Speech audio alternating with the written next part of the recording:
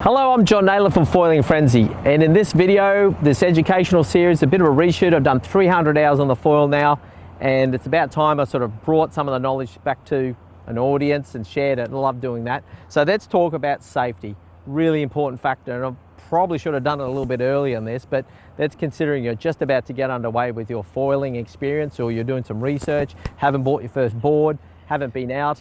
So let's talk safety, because we so often see it. There's photos of a pro surfer who had his first foiling experience not so long ago, appeared in some social media, big cut across his forehead. He probably didn't look at safety. He probably tried to go out and catch a barrel or something like that and got wiped out, and the thing's got him in the head. Because let's face it, let's look at the elements here of the foil and just remind you, okay, 5 foot, your beginner rig's probably a 5 foot surf foil board. It's going to hurt you. It's made of carbon fiber. It's pretty light, but it's still 3.5 kilos, this one. It's going to get you in the head. It's going to hurt.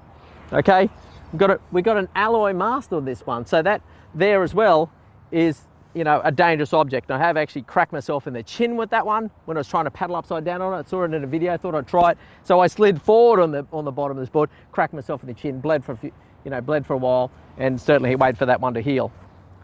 Foil, this one's probably the bad boy of the bunch, And there's a move where you lose it, where you think you're on it, but then you lose it all of a sudden. The foil rolls over. You go over the side. You crack your legs, your quads up here on the side of the board, and as you go over, you actually get the opportunity to smack yourself in the face, eye, chest, whatever, slash yourself up with the bad boy of the bunch here with the foil shape. Now, notwithstanding, if you're going to cut up your shins, and you're going to do a bit of that at the outset too, is your actual stabilizer. And all these have got a sharp, nice, clean exit edge across the back here. So they're going to try and take you out. So it's actually your stabilizer here as well. It's looking to hurt you as well. So in total, a whole lot of things are going to try and get you. Now, what do you do about actually avoiding that sort of trouble? Let's talk about it. So when you're actually coming up to a board, so you've pushed it out through the waist. Oh, let's do that first. Hang on. So when you're going out through the waist, when you start, I want you, and my best advice is when you're out in the shallows, just grab onto it and just push it out through the shallows, holding on with both hands, keeping it away from you. And I can't really do that well on the sand here, but hold it away from you so it's actually at a distance. And keep the arms extended, keep the board on the wave further out than you, and of course a hand on the stabilizer or on the mast, on the fuselage, and one on the foil, so it's pushed away from you. And then as you go out, don't let it get in front of you.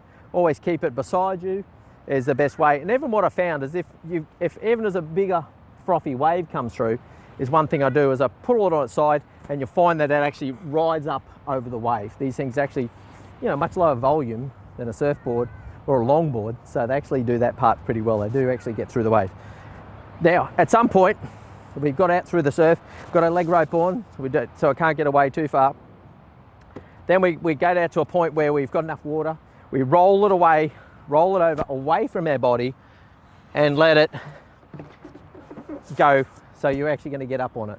So we've now got, and this board, short mast, not so bad. Most boards, or most masts are 75, 85 centimeters, so it's going to be reasonably deep chest water. What we're going to do, because you've got all this structure back here, see how they're actually further to the back? So we're going to make sure we come in from the side. You get on via the side with the foils. Definitely the best way to get going. So come in from the side and roll onto the board, slide onto the board, and paddle out. Now, so that's getting on. Catching the wave, certainly paddle in, and we'll talk about a bit that later in the video. This is just about safety. Look, before we catch a wave, let's talk about the next step then. When you do catch a wave and you're only a beginner, make sure there's no one down track. Make sure there's no way in at all that you could possibly take someone out down wave or towards the beach. So give yourself a lot of leeway. Don't go becoming a statistic or one of those people who's hated the beachfront because you've taken people out. And certainly these things can do a damage. Mostly to you, mind you, but they can do damage. So it's best if we just stay away from the beginners and let them and the people are down wave, and make sure we got plenty of runway. And that means you're going to pass up a lot of waves early on, but it's much better than the ladder, and that's actually taking someone out. So make sure you've got a lot of clearance left and right, and it's terrifying for them, particularly when a novice catches a wave, because the board takes off into the sky. And if you're a surfer downwave, you're actually looking pretty terrified, because this thing obviously looks pretty scary. Truth is, you know, I've never hit anyone at all in 300 hours of foiling, and I've done myself a whole lot of damage. Anyway, so let's talk about, so we've caught a wave, and I'll talk about catching a wave and foiling later on, but let's talk about the safety aspects of getting off. When it is time to get off, the second, and I mean the split second, the instant that you feel that you've actually lost the wave, get off. There is no regaining control. When you're a beginner, there's no way to regain control of a foil. Once you progress, sure, there's some moves you can put on it. You know you can treat these things pretty badly, but at the beginning, don't do the taco. Don't go over the side, because the classic move is standing on top of the board, and the worst thing you can do is, as you think, no, I got this, no, I don't got this. Then, as I said, you go over the side, and you're going to hurt your quads. You're going to poke yourself in the eye with a foil, if not the stabilizer as well. You're going to do a whole lot of damage, and the reality is you are going to bleed. All right, so get used to that. Anyway, so with a split second you feel that you've lost it, get off. Yeah, and the right way to get off is, of course, the foil is always generating lift when you're going forward with the wave. So if you fall off the back, so that's the thing. So ultimately, you see beginners doing it all the time, where the foil's lifted off, they've lost control, and the board skies. It takes off, it launches into the air, and it looks fantastic actually. And you go, oh my God, they got a lot to learn. But anyway, no, that's actually a good thing. And even you see the pros when they're doing a poetic, you know, really cool, when they're getting off the foil, they'll do a thing where they just fall off the back, and of course all the energy and the speed and the foil lift will shoot the thing up in the air, down wave towards the beach, you know.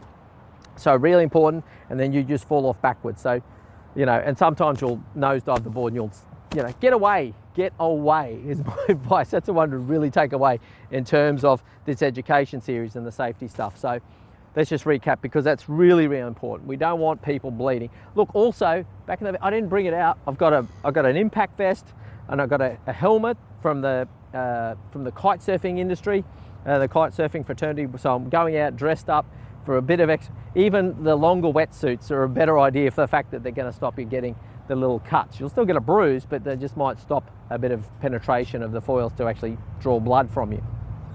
So safety gear. Going out through the wave, we've covered that. Keep it away from you, keep 2 hands on it, push it out. Oh, there's one more thing, I thought of it.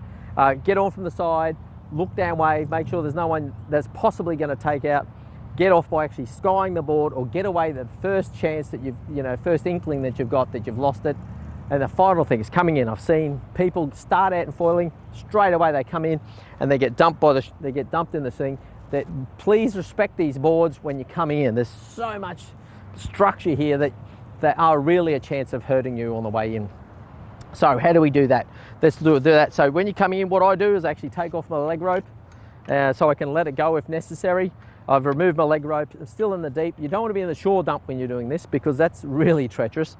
And I actually get the board, let the board go in front of me, and actually I grab it by the tail end of the leash here, or the top of the leash, and let it go ahead of me. And that's usually and just let it pull me in. So a breaking wave takes you in towards the beach.